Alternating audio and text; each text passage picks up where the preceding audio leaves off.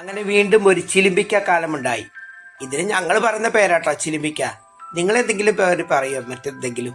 ഞാൻ കേട്ട മറ്റൊരു പേരാണ് ഇലിമ്പൻ പുളി. അങ്ങനെ പറയാം, കാരണം ഇതൊരു പുളിയാണ്. നല്ല ചവപ്പാർന്ന പുളി. നമ്മളെ മത്തിയിൽ ഈ ഒരു 2 പുളി മാത്രം മതി കേട്ടോ. മത്തിക്ക് അടാറ് ടേസ്റ്റ് ആയിരിക്കും. ഒന്ന് ട്രൈ ചെയ്ത് നോക്കാൻ മറക്കണ്ടേ. ഈ ഇലിമ്പൻ പുളി എനിക്കൊരു വാശിപ്പുറത്ത് ഞാൻ മേടിച്ചാണ്.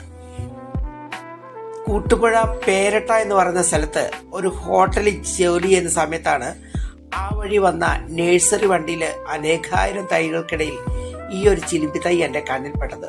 അതിനകത്ത് പല ചെടികളുണ്ടായിരുന്നു, മാവും തൈ ഉണ്ടായിരുന്നു, പ്ലാവ് തൈ ഉണ്ടായിരുന്നു. അങ്ങനെ പല പല തൈകളുണ്ടായിട്ടും എൻ്റെ കണ്ണിൽപ്പെട്ടത് ഈ ഒരു ചിലിമ്പി മരമായിരുന്നു. എന്തോ എനിക്ക് ചിലിമ്പി മരം നടണമെന്ന് അന്നേ ആഗ്രഹം ഉണ്ടായിരുന്നു. അന്ന് 40 രൂപയ്ക്ക് മേടിച്ച് ചിലിമ്പി മരത്തിൽ നിന്നും ഇന്ന് 40,000-ന് മേലെ ചിലിമ്പിക്ക് ഞാൻ ഓൾറെഡി പറിച്ചു കഴിഞ്ഞു കേട്ടോ.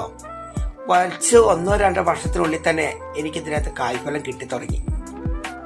ഇതിപ്പോ നമുക്ക് കറി വെക്കാനോ അല്ലെങ്കിൽ അച്ചാറിടാനോ മാത്രമൊന്നുമല്ല കേട്ടോ. യൂട്യൂബ് കാലം വന്നപ്പോഴാണ് പുതിയൊരു അറിവും കൂടി കിട്ടിയത്. നമ്മുടെ ബാത്തിലും അതിലെ നമ്മുടെ ടൈൽസിലൊക്കെ വരുന്ന കറകൾക്ക് ഏറെ ഉത്തമമായ ഒരു സംഭവം അത്ര ഈ ചിലിമ്പിക്ക എടുത്ത് കുറച്ച് മിക്സിയിലിട്ട് നന്നായി അടിച്ചിട്ട് അതിന് നീരെടുത്തിട്ട് നമ്മൾ ഇതുപോലെ കറയുള്ള ഭാഗത്തൊക്കെ തേച്ച് അത് മാറ്റിക്കഴിഞ്ഞാൽ നമ്മുടെ പാത്രങ്ങളാണെങ്കിലും കറ പിടിച്ച ടൈൽസൊക്കെ ആണെങ്കിലും പക്ക ക്ലീൻ ആവുമെന്നാണ് പറയുന്നത്. എന്തായാലും ഞാൻ ട്രൈ ചെയ്ത് നോക്കിയിട്ട് ഞാൻ ഫീഡ്ബാക്ക് പറഞ്ഞുതരാം കേട്ടോ.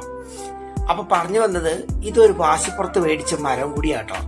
കാരണം ഞാൻ പണ്ട് ചെറുപ്പത്തിലൊക്കെ ചില വീടുകളിലൊക്കെ നമ്മൾ ചിലിമ്പിക്ക പറിച്ചോട്ടെ ചോദിച്ചു ചെല്ലുമ്പോൾ ആട്ടിവിട്ട ഓർമ്മകളും മനസ്സിൽ മുറിവേറ്റ് കിടക്കുന്നുണ്ടായിരുന്നു.